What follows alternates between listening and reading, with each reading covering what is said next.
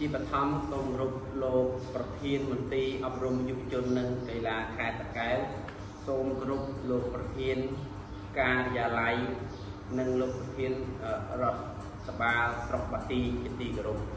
សូមគោរពលោកនាយកសាលាបឋមសិក្សាអង្គភពជាទីគោរព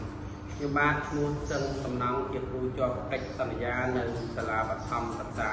អង្គភពថ្នាក់ទី6ខបាទជាបឋមបន្តទៀតនេះខ្ញុំបាទសូមប្រាប់អំពីមាតិកានៃការបោះបង្ហាញពីស្នាដៃលេចធ្លោរបស់ខ្ញុំបាទមួយមាតិកាវឌ្ឍនភាពគុណវត្តទី2ការប្រើប្រាស់សម្រាប់កិច្ចការទាំង4កម្រិតទី3ការដាក់បន្ទុកនិងការកែកិច្ចការសិស្សទី4រដ្ឋបាលថ្នាក់រៀនការតុបតែងថ្នាក់និងសម្ភារៈឧបទេសទី5ការជួយសិស្សរៀនយឺតទី6ការបង្រៀនពេញមួយថ្ងៃទី7ការប្រើប្រាស់បច្ចេកវិទ្យា Google AI YouTube ក្នុងការស្រាវជ្រាវនិងស្វ័យសិក្សារបស់សិស្សទី8%សិស្សនិស្សិត ABC លើមុខវិជ្ជាភាសាខ្មែរនិងគណិតវិទ្យានិងទី9លទ្ធផលនៃការសិក្សាប្រចាំខែប្រចាំឆ្នាំនិងប្រចាំឆ្នាំចំណែកទី2ធំចំណុចខ្លាំងនិងទី3ធំបញ្ហាប្រឈមទី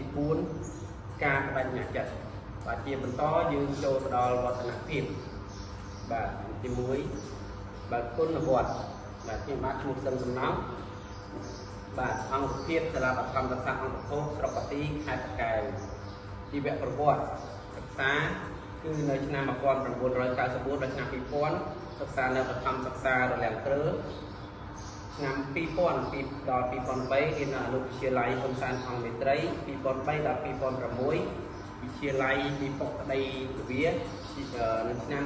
2006ដល់2010បរិញ្ញាបត្ររូបវិទ្យានៅសាកលវិទ្យាល័យភូមិន្ទភ្នំពេញបាទនេះខ្ញុំបានបម្រើការជាគ្រូកិច្ចសន្យាអររយៈពេល3ឆ្នាំបាទនេះគឺជាលិខិតបង្គាប់ការបាទនឹងវិញ្ញាបនបត្រផ្សេងនេះបាទលិខិតបង្គាប់ការនៅឆ្នាំ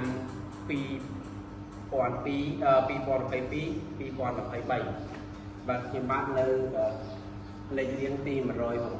សូមអធិស្ឋានដោយសារកន្លែងនេះឈ្មោះអក្សរណមួយខ្ញុំគឺអក្សរណណងនឹងមកបន្តបណ្ដាយពេលនេះមិនបានកែទៅជាស្រ័យដែរហើយនេះមួយទៀតគឺនៅឆ្នាំ2023នៅដល់ឆ្នាំ2024គឺខ្ញុំបាននៅលេខរៀងទី100សឹងសំណងហើយមានបញ្ហាកំហុសអក្សរដូចគ្នាគឺអក្សរណតែឈ្មោះត្រឹមត្រូវគឺអក្សរណ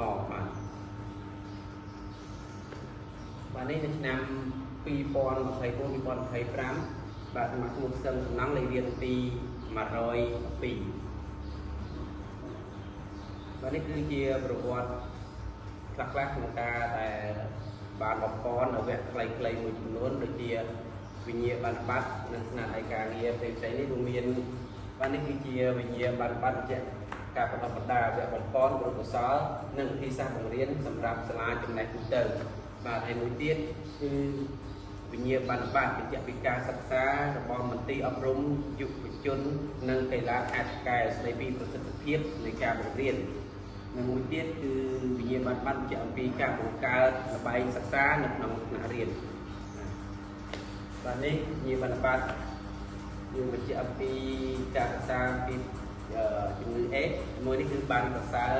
ពីការតុបតែងថ្នាក់បានស្អាតការងារជាក្រុមរវាងគ្រូនិងសិស្សបាទមួយនេះគឺជាវិញ្ញាបនបត្រដែលការទៅរៀនសកលខ្ញុំបានទទួល scholarship ពីប្រទេសកូរ៉េអង្គការមួយនៅប្រទេសកូរ៉េមកយើងចូលដល់ការប្រើប្រាស់សិលឹកកិច្ចការទាំង4កម្រិតបាទនេះគឺទូទៅកិច្ចការយើងដាក់ឲ្យគាត់ធ្វើបន្ទាប់ពីយើងរៀនចប់យើងបានដាក់ដូចជាធ្វើតេស្តក្នុងម៉ោងមួយខ្លីនិងការដាក់ជាកិច្ចការផ្ទះជាការប្រឡងប្រចាំខែជាដើមបាទហើយយើងក៏មានដាក់ការគាត់រៀនសិក្សាស្រាវជ្រាវស្វ័យសិក្សាឬក៏រំលឹកនៅផ្ទះដោយខ្លួនឯងដើម្បីពង្រឹងចំណេះដឹងរបស់បន្ថែមទៀតប và một tiết ca pra sầm lập tại cả đi đấy bây giờ nhưng mà cho chỉ môi nên là na phía ba sát ra một con telegram nhưng các bạn đã lập nòng group telegram rồi bỏ nè thì cả chương trình là phí thì có cho nên bị con mà phải phí còn phải bay nên thì có cho nên bị con phải bay 4 thìประมวลข้อนำปีปอนไปบวกกับการเรียนจำได้แต่ดักตะก้าแล้วก็นึกน้องเตเลกรามเราไปเจียหายืมมาดักตะก้าจะสัตว์บางทีบัวนาคิบาลักก็ดังบางไทยจะเพิ่มโคนทำเป็นการเรียนที่họ đểไปยืมบางดักนึกน้องประปอนนั่งเต้เพื่อไอ้คนทำมีการเรียนเตี้ยมีกิจการที่คุณดาวเปิดนี่คือการดักบรรทุกนี่คือยืมการเรียงรอบปีมีการเงินเตี้ยเป็นรักเรียนรวมยืนกายดังเราอยู่พักกายแต่มวยแต่ปีได้ยมจะดูได้ยืนกายแต่หอบเป็นรุ่นเรื่องวิจัยดาวคนซาดีกว่าทำปรังฟือเป็นจับเตี้ยเป็นยืนกายเต็กไอ้ยืนเอาตัวกายcònเอาสบายใจทั้งยมบอกจะยืนจะนายปีการเต็กนกากายcáiจับเตี้ยก่อนvà นี่คือเป็นการประลองจำให้ยืนกายจะกายให้โยกเอาก่อนฟือแบบอันนี้คือเชียlà tất cả này rồi dương tất cả bà lon ấy hái thì dương cài còn họ dương cài hái dương chạy là tất cả tiền óc từ là nam chị bà ta sập do coi là nam chị bà mưa được gì đi bà từ là tất cả nó từ để chạy hoặc do một oi trong vít trong oi ruồi hái trong miền sẽ nhẹ vì là nam chị bà sẽ có con tha vẫn tung con vẫn có tình chặt ót còn bà mưa ót và nó bay tam tam bị cha và lon nó bằng tam tay bạc lọt và nếu chúng ta đi muốn ra tập ba nạ riêng cả tập tay nạ nên xăm ra ổn định và chúng ta nếu thâu bằng chi chẳng bay nám thì chúng ta bay trên cha hết và bên nam bay nam nữa này đấy từ gì ra tem rabu này nhiều khó và ra tem rabu là bay đặt มือหนักหน้ามือบางเกียร์เด็กน้องนั่งกระดานกระจุยเต็มเต็ม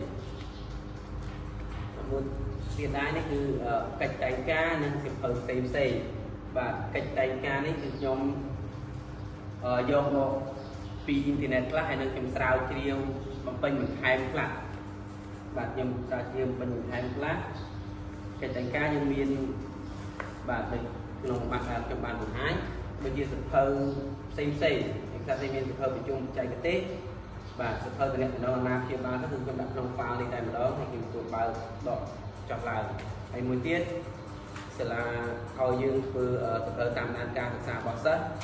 ងាយស្រួលក្នុងការតំណែងជាមួយនឹងអាណាព្យាបាលសិស្សគាត់បានដឹងកាន់តែច្បាស់លើបន្ថែមពីការដែលយើងប្រាប់ព័ត៌មានទៅគាត់តាមរយៈគាត់ Telegram ផ្សេងៗជាបានធ្វើនេះបន្តទៀតដើម្បីគាត់ងាយយល់và sầm rạp rọt ba ngã riêng cả tập tay nặng đầu tiên đấy cứ dương mưa lừa cả tập tay nặng là ngã riêng dương màn bật rụt kịp lá là dương print này rụt kịp lá dương màn phơi ở đài và rụt kịp ở rụt nát nên miền rang đấy cứ dương bật lại đấy cứ dương bật đầu tam mê riêng ấy giống như bật ở nơi to tam ở tại này thì mê riêng dương đọt đầu về lại nè bài đi cái nhóm bàn đầm lao thì vàng nô ní sầm rạp thì sọ xe tham ăn tới còn miền sầm nét còn đang xây lên là kiến hay là sập xây chết còn xây lên lại có đấy có tiêu toa miếng ra vì xây làm ăn cho cái những hai bà con sầm lấy làm bay nghi xuống lòng ta riêng thì sát map này start nhưng ông để tác lạc củaการเจนสมัยมีออริจินอลว่าเวียนคือชบาเชียงยืนเจนตัวสมัยยังมาเติร์เติร์มาได้ทั้งยังบอกอุปกรณ์สมัยนี้หน่วยมันอาจจะบางทีสาวเล็กโดยที่อัตบัตกิจการไม้หรือการสตัดไอ้นี่ได้คือที่สำเร็จอุปเทศคลักละvàสำเร็จอุปเทศคลักละทำไปบางเรียนนี่คือมีสำเร็จอุปเทศคลักละในยมยมบอกการวิจัยประเด็นนั้นปีปีไอ้สำเร็จอุปเทศบางจำนวนนี่คือยมคือใหม่và chúng ta bằng riêng người ta mà tại đây về riêng được nông nạp đi vào mũi này đôi khi ní nhưng mà sẽ người được đặt làm phun làm bay bật được là khi mình thay vô bờ nhưng mà tê làm đó việc lắm về riêng sẽ an toàn chứ những bộ ban khi riêng vừa lập ដល់មេបាទនេះការជួយសិស្សរៀនយឺតតាមពិតការជួយសិស្សរៀនយឺតមានសកម្មភាពច្រើនតែអត់បានថតទេនោះបាទការជួយសិស្សរៀនយឺតទីមួយខ្ញុំពេលម៉ោងចេញលេងខ្ញុំច្រើនតែឲ្យគាត់មកអង្គុយចិត្តខ្ញុំនៅតុគ្រូដើម្បីប្រហាត់បង្ហាញគាត់ថែមបានលើកចិត្តគាត់ហើយនេះគឺតារាងយើងបានជួយគាត់មួយខែគឺកើតាមលំដាប់នៃខែអ្នករៀនយឺតយើងមួយខែអាចបានមួយតើខែខ្លះបាន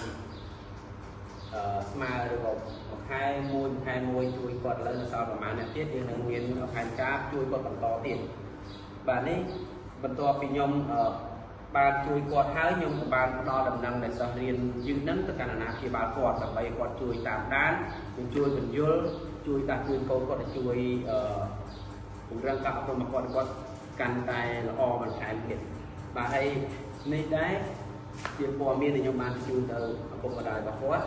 ទាក់ទងនឹងការសិក្សារបស់គាត់ហើយនេះគឺម៉ោងតេដែរគាត់ខ្ញុំជួយគាត់រៀនពីផ្នែកលេខនេះគឺផ្នែកអានដែរនេះកាលពីខ្ញុំរៀននៅថ្នាក់ទី2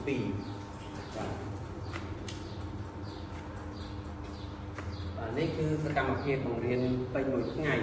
បាទសកម្មភាពបង្រៀនពេញមួយថ្ងៃជាទូទៅខ្ញុំច្រើនតែយកវិធីសាស្ត្របង្រៀនតាមបែបរីរ៉ូបាទបែបរីរ៉ូទីមួយយើងខ្ញុំបានបង្កើតជាសំណួរបង្កប់ឲ្យសិស្សហើយគាត់ស្វែងរកចម្លើយតាមរយៈក្នុងសភៅរបស់គាត់ដូចជាអ្វីដែលគាត់យល់ជាក់ស្ដែងហើយបាទសកម្មភាពនេះល្អដែរព្រោះខ្ញុំសិស្សចូលរួមឆ្លើយសំណួរជាមួយខ្ញុំបានច្រើនបាទហើយនេះបង្កើតអន្តរកម្មរវាងគ្រូនិងសិស្សបាទមានតែពេលខ្ញុំសួរឆ្លើយទៅវិញទៅមកអញ្ចឹងទៅសិស្សគាត់ចង់រៀនគាត់អត់ទៅមួយគេបាទមួយទៀតយើងដូចជាឡើងសរសេរចម្លើយលើការគៀនឲ្យសិស្សឡើងសរសេរចម្លើយលើការគៀនហើយគ្រូបាទតែងតែកែតម្រូវស្រួលនៅចម្លើយរបស់គាត់ឲ្យបានមានន័យកាន់តែពេញលេញនិងគ្រប់គ្រាន់បាទមួយទៀតការបង្រៀនពេញថ្ងៃដែរគឺខ្ញុំច្រើនតែប្រើក្តារឈ្នួនក្តារឈ្នួនហ្នឹងដើម្បីគាត់ជួនកាលយើងយកសរសេរពាក្យដូចជាធ្វើលំហាត់គណិតវិទ្យាតូចដាក់តាមក្តារឈ្នួននិងខ្ញុំបង្កើតជាល្បែងសិក្សាដូចចុងក្រោយខ្ញុំបានដាក់កិច្ចការផ្ទះឲ្យគាត់ធ្វើបាទនេះគឺជាសកម្មភាពសរសេរតាមអានបាទហើយចុងក្រោយយើងកែទាំងអស់គ្នាលើការរៀនហើយអ្នកនៅកន្លែងគាត់ចាប់ដើមមើលពាក្យខុសបន្ទាប់ពីហ្នឹងយើងរំលឹកគាត់ឲ្យកាន់តែកែគឺយើងលេងល្បែងសិក្សាគាត់ឡើងទុកពាក្យដើម្បីគាត់ចាំពាក្យនឹងកាន់តែច្បាស់ហើយនេះដែររង្វាន់លើកចិត្តបន្តិចបន្តួចជូនប្រចាំបាទខែចាំធម្មាដើម្បីគាត់សប្បាយចិត្តបន្ថែមទៀតគាត់លើកចិត្តបន្តិចបន្តួចហើយនេះគឺជាម៉ោងហាត់ប្រាណបាទម៉ោងឱកាសយើងមានក្នុងមួយសប្តាហ៍ម្ដងយើងបានធ្វើការហាត់ប្រាណជាគាត់លេងល្បែងកម្សាន្តខ្លះក្នុងម៉ោងនោះដែរនេះជាសកម្មភាពប្រជុំជាមួយអាណាព្យាបាលសិស្សក្នុងការបង្កើតគណៈគ្រប់គ្រងថ្នាក់រៀនដូចជាបញ្ហារបស់កូនរបស់គាត់សកម្មភាពនេះដែរគឺយើងចុះទៅក្នុងសហគមន៍ចូលរួមពិធីបុណ្យសពរបស់គ្រួសារសិស្សបាននេះការប្រើបច្ចេកវិទ្យា Google AI YouTube ក្នុងការស្រាវជ្រាវនិងស្វ័យសិក្សាបាទការប្រើនេះខ្ញុំបានប្រើជាទូទៅតាមរយៈណែនាំក្នុងទូរស័ព្ទព្រោះយើងអត់មាន slide អត់មានអីបញ្ចាំងអញ្ចឹងសាលាយើងក៏ខ្ញុំក៏បានជ្រើសទូរស័ព្ទឲ្យណែនាំគាត់ព្រោះឥឡូវកូនសិស្សឥឡូវជាទូទៅភាគច្រើនគឺមានទូរស័ព្ទប្រើឲ្យគាត់យកប្រើគាត់អញ្ចឹងខ្ញុំក៏បានឲ្យគាត់ប្រើឲ្យប្រាប់កន្លែងត្រូវ search ស្រាវជ្រាវកន្លែងណាអញ្ចឹងដើម្បីគាត់ដឹងថាជាមេរៀនណាគាត់ចេះគាត់អាចវាយក្នុង YouTube មើលមេរៀនបានបាទនេះគឺជាភាគរយសិស្សតែ A B C បាទខ្ញុំបានធ្វើក្នុងកំណត់ភាគរយគឺថាបានកើនជាលំដាប់តាមខែនីមួយៗបាទនេះគឺជាលទ្ធផលសិក្សារបស់សិស្សក្នុងឆ្នាំសិក្សានេះបាទក្នុងឆ្នាំសិក្សានេះបាទនេះគឺជាលទ្ធផលសិក្សាសិស្សរយៈពេល2ឆ្នាំកន្លងទៅបាទហើយនេះគឺជាចំណុចខ្លាំងគឺមកបង្រៀនបានទៀងទាត់និងទាន់ពេលវេលាការរៀបចំនិងតុបតែងថ្នាក់រៀនបានល្អមានទំនាក់ទំនងល្អជាមួយអាណាព្យាបាលសិស្សពីការសិក្សារបស់បងប្អូននិងមួយទៀតជួយសិស្សរៀនយឺតបាទតាម រយៈការអាននិងសរសេរបញ្ហាប្រឈមនៃសំខាន់ទី1គឺអាណាព្យាបាលមួយចំនួនគាត់អត់ទៅបានយកពេលច្រើនទុកដាក់លើការសិក្សារបស់កូនទេវាទៀតសិស្សមួយចំនួនចំណាយពេលមើលសក់ច្រើននៅផ្ទះគាត់អត់ទៅបានធ្វើកិច្ចការទទួលឲ្យមួយទៀតសិស្សមួយចំនួនពេកគឺអត់ទៅបានធ្វើកិច្ចការផ្ទះទេដោយសារតែគាត់រវល់លេងច្រើននៅផ្ទះឬក៏យ៉ាងម៉េចបាទសម្រាប់ការបញ្ញាចិត្តនៅពេលបន្ទាប់នេះខ្ញុំនឹងព្យាយាមតំណែង